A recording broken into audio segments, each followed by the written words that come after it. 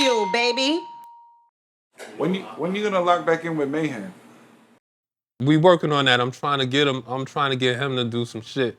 I want him to do a hit album. That's what I want. That's my homie, and it's like I tell him, I'm be like, yo, this is what you need, because I can't be a person who knows how to do something, and we do something that's like for a certain amount of people.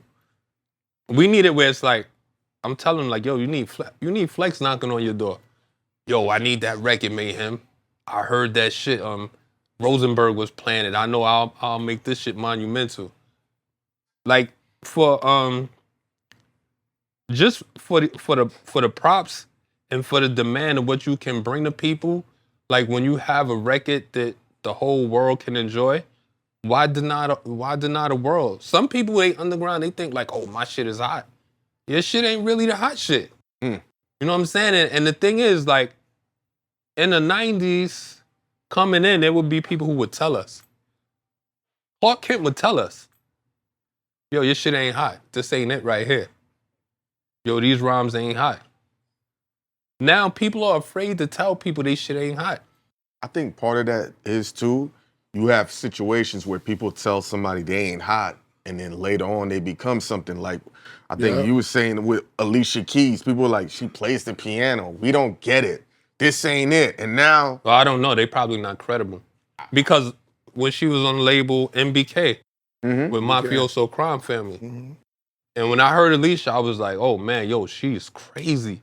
Yo, she play the piano. She play and sing. So when you look at it, it depends where it's coming from. Some You're people from a creative side. Though, right, that's what I'm saying. Some people are like that. And to be honest, there are street people that are creative. When I look at D, who helped oversee like DMX album and the Lox album and Eve album. He don't get a lot of credit for that, though. Nah, he don't. But looking at it, he's at the helm of making hit records where he's like, yo, I'm making sure my people shit is right. We Rough Riders, we gonna roll together. And we making this thing the way it's supposed to be. A lot of people who's in this, they don't know how to make records. They just like the idea of being a CEO. I mean, but think about this. You said people were talking about how they passed up on Whoa.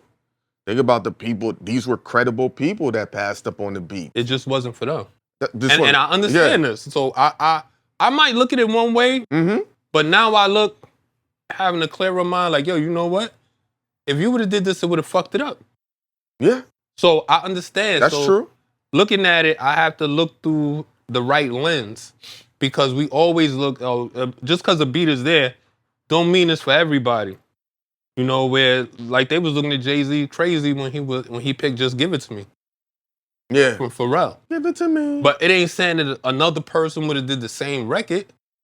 I always heard the story about that because he had came out with the first single was supposed to be the Parking Lot Pimpin'. Yeah. And it was pushing that. They shot the video. No, they actually shot the video. And Give It To Me, that was like some Hail Mary that came at the end. They shot the video like the next day. And they said, They knew they was looking at Jay-Z like he was crazy. Yeah, they was like, yo, because Bink did Parking Lot Pimp. I remember. That's how I knew about it, because L'Oreal at that time was managing Bink. I remember the whole rollout, and then Give It To Me came. I was like, oh, what?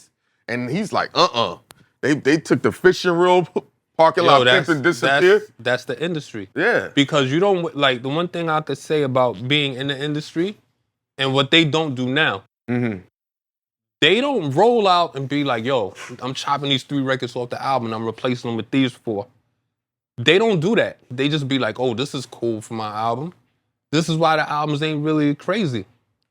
You know? So looking, like, when you have people who are like that, that's why I say, like, Biggie was a person who was like that too. Like, he played Hypnotized, I think this was January 2nd.